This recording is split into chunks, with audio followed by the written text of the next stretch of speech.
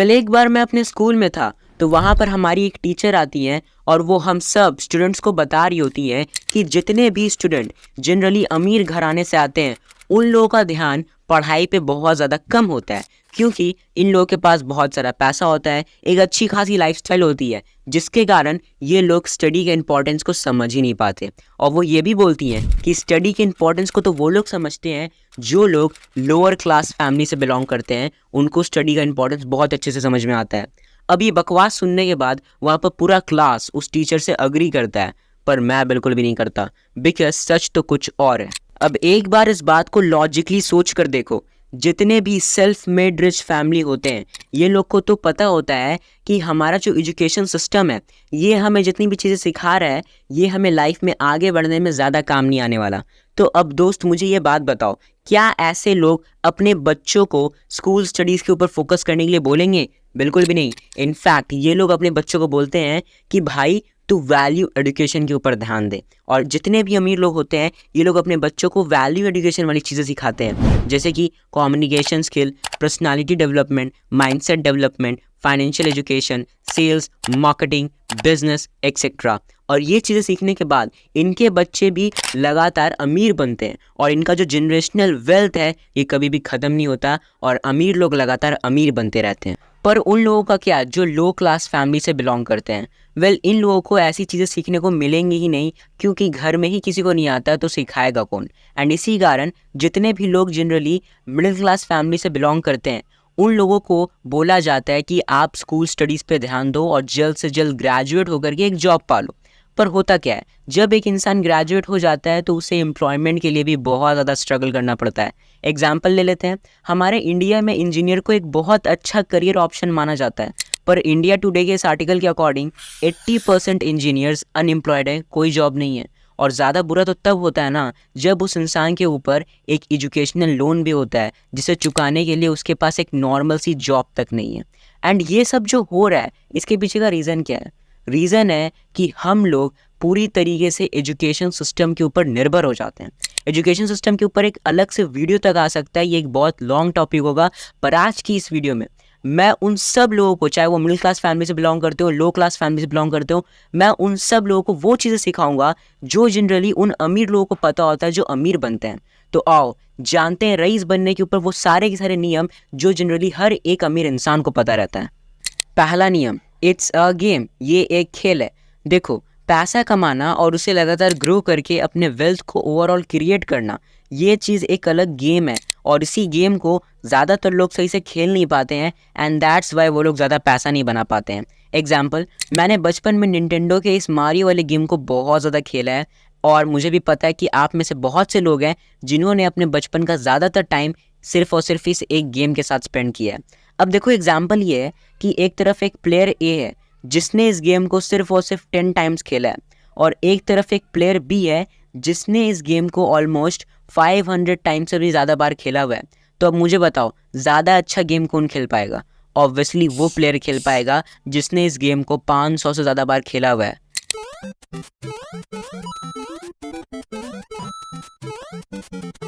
Anyways, अब nostalgia के feeling से बाहर आओ और एक बार इस बात को ध्यान से समझो। जिस तरीके से आप पहली बार किसी भी गेम को खेलते हो तो आप उस गेम को ना उतना अच्छे से नहीं खेल पाओगे, आप उसमें उतने अच्छे नहीं रहोगे।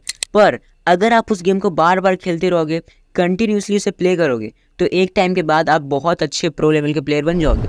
सिमिलरली, अगर आप इस पैसे के गेम को खेलते हो और बार बार खेलते रहते हो, तो एक टाइम के बाद आप इस गेम के बहुत अच्छे प्लेयर बन जाते हो। और इस गेम को खेलने का मतलब भी बिल्कुल भी नहीं है कि आप किसी भी स्टार्टअप को स्टार्ट कर देते हो या फिर कहीं पर भी अपने पैसे को इन्वेस्ट कर देते हो, बिल्कुल भी नहीं। सबसे पहला स्टेप जो इस गेम को खेलने के लिए होना चाहिए, वो होना चाहिए लर्निंग। जी हाँ, आपको सबसे पहले सीखने पे ध्यान देना है। The more you learn the more you earn. आप जितना ज़्यादा सीखोगे आप उतना ज़्यादा पैसा बनाओगे, और एक टाइम के बाद जब आप चीज़ों को अच्छे से सीख लोगे, समझ लोगे, उसके बाद आपका नॉलेज आपको गाइड करेगा कि आपको कहाँ पर इन्वेस्ट करना चाहिए, कौन से स्टार्टअप में एंटर करना चाहिए, और धीरे धीरे आप एक प्रो लेवल के प्लेयर बन जाओगे। और देखो, इस गेम में ना कोई लिमिट नहीं है, इसकी कोई हद नहीं है, इसका कोई लेवल नहीं है। एक टाइम पे बिल गेट्स दुनिया के सबसे अमीर व्यक्ति थे, पर आज की डेट में इलॉन मस्क सबसे अमीर व्यक्ति हैं दुनिया में, और आगे आने वाले टाइम में ये भी हो सकता है कि कोई ऐसा इंसान भी आ जाए जो इलॉन मस्क से ज़्यादा पैसा कमा पाए, क्योंकि इस गेम की कोई लिमिट नहीं है, बस आपको इस गेम में टिके रहना है। दूसरा नियम, यू कांट रिड्यूस एक्सपेंसेस। आप चाह करके भी अपने खर्चों को कम नहीं कर सकते हो। देखो, मैंने खुद लोअर क्लास फैमिली में देखा है कि लोगों को अपने खर्चों को कम करना है, पर वो बिल्कुल भी नहीं कर पाते हैं। पहले ये समझते हैं कि लोअर क्लास फैमिली में होता क्या है। एक टाइम पे जो पेरेंट्स हैं ये लोग काम करते हैं और पैसा कमाते हैं। दूसरे टाइम पे जब इनके बच्चे बड़े हो जाते हैं और ग्रेजुएट हो जाते हैं, तो मान लेते हैं यहाँ पर एक लड़का है, तो पेरेंट्स अपने बेटा को बोलेंगे कि अब तुम जॉब करो और पैसे कमाओ। तो अब जो लड़का है वो जॉब ढूंढ लेता है और पैसा कमाना स्टार्ट कर देता है। पर ज़िंदगी में आगे बढ़ते बढ़ते उस लड़का को अपनी नीड्स एंड वांट्स को पूरा करना है। मान लेते हैं उसे अब शादी करनी है, तो शादी करने के लिए वो एक वेडिंग लोन ले लेता है। फिर उसे बाइक चाहिए तो बाइक लोन, कार चाहिए तो कार लोन, होम चाहिए तो होम लोन। एंड इसके बाद ये लोग एक लोन के ट्रैप में फंस जाते हैं। एक तरफ वो लोग अपने खर्चों को कम नहीं कर पा रहे हैं, और दूसरी तरफ नीड्स एंड वांट्स को पूरा करने के लिए ये लोग लोन लिए जा रहे हैं। अब देखो, अगर आप अपने एक्सपेंसेस को कम कर दोगे तो आपका जो नीड है एंड वांट है ये सही से फुलफिल नहीं हो पाएगा, और आपको जीने में उतना मज़ा नहीं आएगा। एंड इसी कारण अमीर लोग ये नहीं करते हैं। अमीर लोग अपने इनकम को बढ़ाने पे ध्यान देते हैं, ना कि अपने खर्चों को कम करने पे। अब देखो, अगर आप अपनी इनकम को बढ़ा लोगे तो आपका नीड भी फुलफिल हो गया, आपका वांट भी फुलफिल हो गया, आप ज़िंदगी को खुल के जी पाओगे। और अगर यहाँ पर इनकम को बढ़ाने की बात हो रही है, तो अब यहाँ पर आता है तीसरा नियम, डबलिंग गेम। एक बार एक राजा एक व्यक्ति से बहुत ज़्यादा खुश हो जाता है, तो इसी खुशी में वो राजा उस व्यक्ति को बोलता है, अगर तुम्हें कुछ भी चाहिए तो मुझे बता दो, मैं तुम्हें वो दे सकता हूँ। ये बात सुनने के बाद वो व्यक्ति राजा को बोलता है कि महाराज, मैं एक चेस बोर्ड के एक स्क्वायर बॉक्स के ऊपर अपना एक कॉइन रख देता हूँ, और मुझे हर एक दूसरे बॉक्स में अपना कॉइन डबल होता हुआ चाहिए। मतलब अगर एक बॉक्स में एक कॉइन है तो दूसरे बॉक्स में 2 कॉइन, तीसरे बॉक्स में 4 कॉइन और चौथे बॉक्स में 8 कॉइन। ऐसे करते करते डबलिंग होता रहेगा। अब ये बात सुनने के बाद राजा बोलता है, हम तो ये बहुत आसानी से तुम्हें ये दे सकते हैं। पर कैलकुलेशन होने के बाद राजा का मंत्री राजा को बोलता है कि महाराज, वो एक बहुत शातिर इंसान निकला, उसने जितना पैसा मांगा है ना, इतना तो पूरे के पूरे सल्तनत ही में नहीं है। देखो बॉस, एक चेस बोर्ड में ऑलमोस्ट 64 स्क्वायर बॉक्स होता है, और अगर आप एक बॉक्स के ऊपर एक कॉइन को रखोगे और अगर उसे आखिरी बॉक्स तक डबल करोगे तो वो इतना कॉइन होगा जितना तो अभी मैं बोल भी नहीं सकता हूँ। और इसी सेम इफेक्ट को अगर आप लोग अपने लाइफ में अप्लाई करोगे, देन आप लोग एक बहुत बड़े वेल्थ को क्रिएट कर सकते हो। एग्जाम्पल, अगर आज आपके पास सिर्फ 1000 रुपये है, देन अगर आप उसे सिर्फ और सिर्फ 10 बार डबल कर देते हो तो आपके पास 1 मिलियन यानी कि 10 लाख रुपए होगा। और इसी सेम इफेक्ट को यूज़ करके हर एक अमीर इंसान अपना बड़ा या फिर एंडलेस वेल्थ क्रिएट कर लेता है, क्योंकि ये ताकत है कंपाउंडिंग की। एंड इसी कारण अल्बर्ट आइंस्टाइन ने कंपाउंडिंग को दुनिया का 8वां अजूबा बोला है। चौथा नियम, इन्वेस्टिंग। अभी मैंने आप लोग को बताया कि किस तरीके से अगर आप लोग कंपाउंडिंग को यूज़ करते हो तो आप लोग अपने पैसे को डबल कर सकते हो और इनफैक्ट एक बहुत बड़ा वेल्थ क्रिएट कर सकते हो। और अगर आपको ये सच में करना है तो इसके लिए आपको इन्वेस्टमेंट करना पड़ेगा, और यही चीज़ बहुत से लोग नहीं करने वाले, बिकॉज बहुत से लोगों को इन्वेस्टमेंट से बहुत ज़्यादा डर लगता है। एंड दैट्स वाई हमारे इंडिया में सिर्फ 3% लोग हैं जो लोग इन्वेस्टमेंट करते हैं, जबकि चाइना में 13% लोग करते हैं, यूके में ऑलमोस्ट 33% लोग करते हैं, और यूएस में तो 55% लोग करते हैं। एंड दैट्स द रीज़न कि यूएस की इकोनॉमी बहुत ज़्यादा अच्छे से ग्रो करती है। अब आप लोग के मन में ये सवाल ज़रूर आएगा कि हमारे इंडिया में लोगों को इन्वेस्टमेंट से डर क्यों लगता है। वेल, इसके पीछे 2 मेजर रीज़न है। पहला reason, lack of financial education. देखो, फाइनेंशियल एजुकेशन हमें घर में सीखने को मिलता नहीं है और स्कूल कभी सिखाता नहीं है। तो सपोज करो यहाँ पर एक आदमी है जिसके पास फाइनेंस से रिलेटेड ज़ीरो नॉलेज है और वो अपने पैसे को इन्वेस्ट कर देता है, तो चांसेस है कि वो अपने पैसे को खो देगा, और जब उसका लॉस हो जाता है देन वो अपने माइंड में बैठा लेता है कि स्टॉक मार्केट एक स्कैम है, फ्रॉड है, मैं इन चीज़ों में दोबारा इन्वॉल्व नहीं होऊंगा। और यहीं से बहुत से लोग स्टॉक मार्केट को हेट करना स्टार्ट कर देते हैं। दूसरा रीज़न, स्टॉक मार्केट में काफ़ी सारे फ्रॉड हो चुके हैं, जैसे कि हर्षद मेहता, केतन पारिक। तो इन लोगों को देख करके लोगों के अंदर एक डर बैठ जाता है कि हम लोग कहीं बर्बाद ना हो जाए, हमारे साथ कोई फ्रॉड ना हो जाए। पर इसी बीच बहुत से ऐसे लोग आए हैं जिन्होंने अरबों खरबों रुपए कमाया, जैसे कि रामदेव अग्रवाल, राधा किशन दमानी और राकेश झुनझुनवाला को तो हम सब लोग जानते हैं। नाउ अगर आपने अपना माइंडसेट को शिफ्ट कर लिया है और अगर आपको एक बहुत बड़ा वेल्थ क्रिएट करना है और आपको इन्वेस्टमेंट करना है, तो अब आते हैं अगले पॉइंट पे, रूल्स ऑफ इन्वेस्टमेंट। कुछ इन्वेस्टमेंट के बेसिक रूल्स को जान लेते हैं। पहला रूल, रिस्क टॉलरेंस। देखो इन्वेस्टमेंट की दुनिया ही में पूरी तरीके से रिस्क भरा हुआ है, पर लोग रिस्क लेना पसंद नहीं करते हैं। पहले इसे समझो, रिस्क टॉलरेंस होता क्या है। अगर एक इंसान है जिसकी एज आज की डेट में 25 ईयर्स है और वो अनमैरिड है, तो उसके ऊपर रिस्पॉन्सिबिलिटी काफ़ी कम है, तो उसका रिस्क टॉलरेंस ज़्यादा हो सकता है, वो रिस्क ज़्यादा ले सकता है। पर अगर वो इंसान है जिसकी एज 30 से लेकर 35 है, वो मैरिड है, रिस्पॉन्सिबिलिटी ज़्यादा है, तो वो रिस्क ज़्यादा नहीं ले सकता। तो आपको इस मार्केट में अपने accordingly risk to reward ratio पे खेलना है। देखो आप जैसा रिस्क लोगे उसी के अकॉर्डिंग आपका रिवॉर्ड होता है। अगला नियम है टाइमिंग। देखो जितने भी इम्पेशेंट लोग होते हैं ना, इन लोगों के लिए इन्वेस्टमेंट है ही नहीं, बिकॉज कंपाउंडिंग अपनी पावर टाइम के साथ में दिखाता है। And that's why all time best investor Warren Buffett बोलते हैं कि अगर आप किसी भी स्टॉक को 10 साल तक होल्ड नहीं कर सकते, देन उसे 10 मिनट के लिए भी ओन करने के बारे में मत सोचना। And that's why Warren Buffett जब 50 ईयर्स के हो गए थे, उसके बाद इन्होंने अपना 99% वेल्थ को क्रिएट किया था।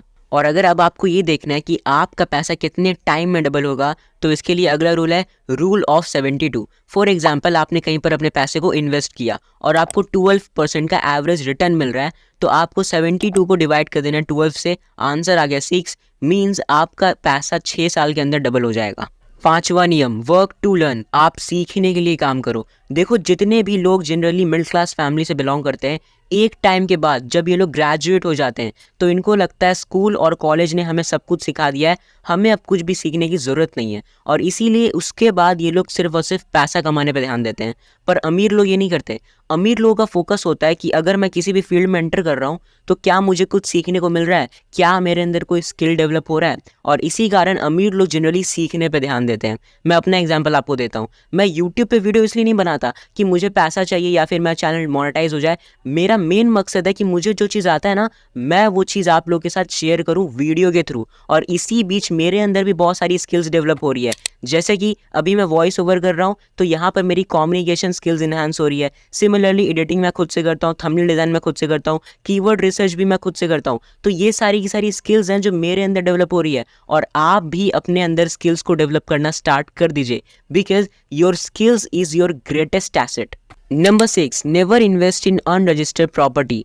अब देखो हर एक इंसान का एक सपना होता है कि मुझे अपना खुद का घर खरीदना है, पर क्या आप ये चाहते हो कि आप किसी भी घर को खरीदो और उसके बाद आपको उसी घर से निकाल दिया जाए? नहीं ना। तो इसीलिए आप जिस भी प्रॉपर्टी को खरीदते हो या फिर किसी भी घर को खरीदते हो, तो इस बात को दिमाग में रखना कि उसकी लीगल डॉक्यूमेंटेशन होनी चाहिए। देखो आज की डेट में बहुत जगह पे इलीगल और अनरजिस्टर्ड कंस्ट्रक्शन हो रहा है, जिसके कारण अनरजिस्टर्ड प्रॉपर्टीज को बनाई जा रही है, और जितने भी लोग इसमें इन्वेस्ट कर रहे हैं उनका पैसा डूब रहा है और वो लोग बर्बाद हो रहे हैं। और ये चीज़ मैं नहीं कह रहा, housing.com के इस आर्टिकल को देखो, इसमें साफ साफ लिखा हुआ है कि अनरजिस्टर्ड प्रॉपर्टी के ऊपर कोई भी लीगल वैलिडिटी नहीं होता और ओनर कभी भी अपनी प्रॉपर्टी को खो सकता है। Number 7, never depend on a single source of income.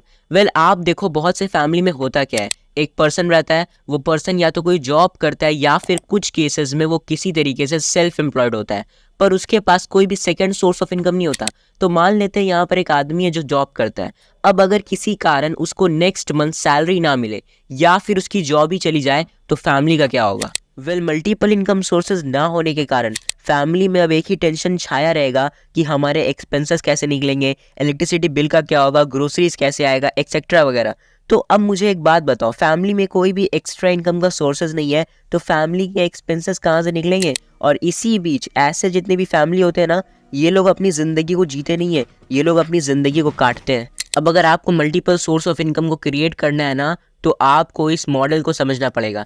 देखो जितने भी अमीर लोग का जब भी उनके पास इनकम आता है, तो उस इनकम को ये लोग लेते हैं और अपने एसेट में इन्वेस्ट करते हैं। एसेट मतलब वो चीज़ जो कि आपको पैसा देता है, और जब एसेट से पैसा आता है तो उस पैसे से ये लोग अपने एक्सपेंस को निकालते हैं। मतलब आप समझ रहे हो ये लोग कितने स्मार्ट होते हैं। और हर एक अमीर इंसान की ये आदत होती है कि वो अपने अदर सोर्स ऑफ इनकम से अपने खर्चों को निकाले। अब देखो एसेट में बहुत सारी चीज़ें आती हैं, जैसे कि कोई अलग इन्वेस्टमेंट हो गया जहाँ से रिटर्न आ रहा है, अलग अलग बिजनेस हो गया जैसे कि फ्रेंचाइजी बिजनेस, कोई शॉप हो गया, कोई रेंटल प्रॉपर्टी हो गया, कोई डिविडेंड वाला स्टॉक हो गया, एक्सेट्रा।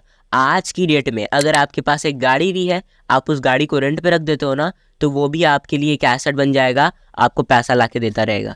अब देखो स्टार्टिंग में जब आप एसेट को बनाना स्टार्ट करिएगा अपने लिए, तो उसमें आपको काफ़ी साल तक स्ट्रगल को झेलना ही पड़ेगा। जहाँ पर आप स्टार्ट करोगे वहाँ पर स्ट्रगल आएगा, बट कुछ साल तक स्ट्रगल को फेस करने के बाद पूरी ज़िंदगी सुकून से गुजरेगी। ज़रा सा भी अगर फाइनेंशियल स्ट्रेस नहीं होता है ना, तो मैं जानता हूँ यार बहुत अच्छे से ज़िंदगी गुजर पाती है।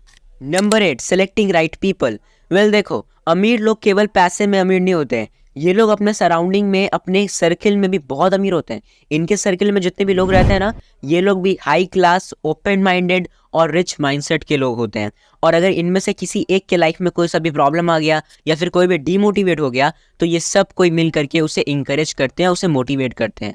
And on the other hand, जितने भी मिडिल क्लास फैमिली होते हैं, इनके बीच में आप जा करके कोई भी अच्छा आइडिया रखो, कोई भी अच्छा बात करो, ये लोग आपका मजाक उड़ाएंगे, आपको क्रिटिसाइज करेंगे। और यही रियलिटी है। देखो, मैं एक बात हमेशा बोलता हूँ, याद रखना, poor people are not poor only because of not having money, but also because of not having rich in their circle।